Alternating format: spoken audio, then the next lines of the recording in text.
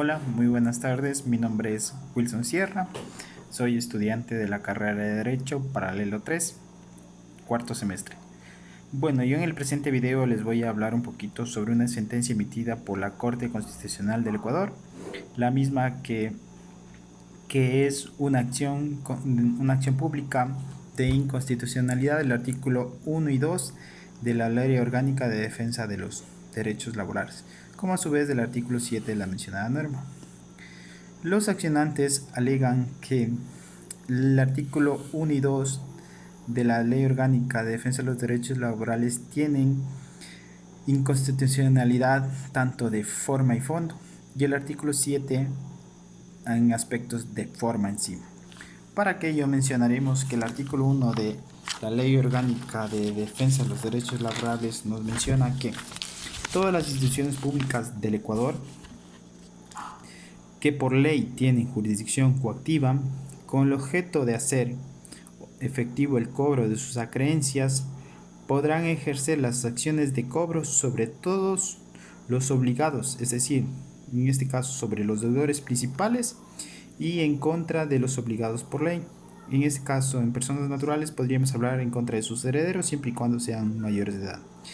Y en el caso de las personas jurídicas, se podría ir en contra de los bienes de sus socios o accionistas. ¿Sí? Para aquello mencionaremos que de conformidad al artículo antes citado, existe la oponibilidad y la inoponibilidad. ¿En qué consiste la oponibilidad? Según nuestro ordenamiento jurídico ecuatoriano, la oponibilidad consiste en un tipo de escudo que tienen los socios o accionistas.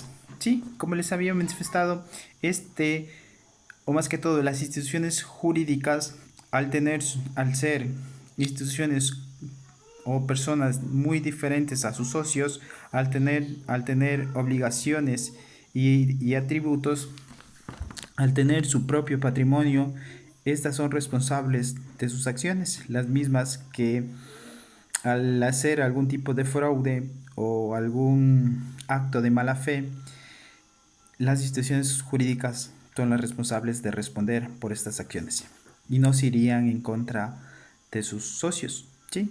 Como les había mencionado, esto consiste en un tipo de escudo que tienen tanto socios o accionistas. En relación a la inoponibilidad, es lo contrario a la oponibilidad, por cuanto la inoponibilidad consiste en que las instituciones del Estado puedan ir en contra de los bienes de los socios accionistas siempre y cuando se haya demostrado o se haya sustentado que existió un fraude en contra de la ley o existe algún tipo de delito que haya causado daños a terceras personas. ¿Sí? Como les había mencionado, la inoponibilidad es una acción que para que las instituciones públicas las puedan ejercer, esta acción debe ser emitida mediante una orden judicial o debe declararse mediante una orden judicial.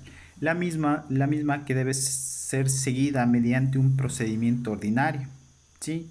Esta acción puede ser, o más que todo, esta acción prescribe en el término, más que todo, prescribe a los 6 años. ¿Sí? Como les había mencionado, para que se demuestre este tema de la inoponibilidad, debe existir o que se demuestre que se ha ejecutado un tipo de fraude o abuso en contra de alguna institución o se haya violado la ley. ¿Sí?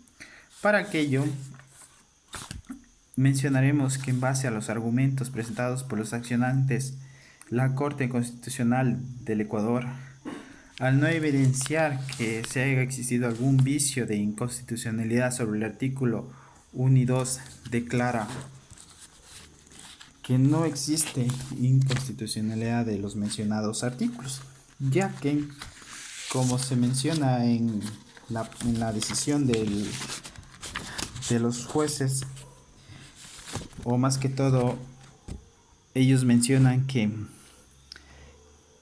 se declara la constitucionalidad de los mencionados, más que todo el mencionado artículo, es decir, el artículo número 1, con las siguientes disposiciones de interpretación. ¿Sí?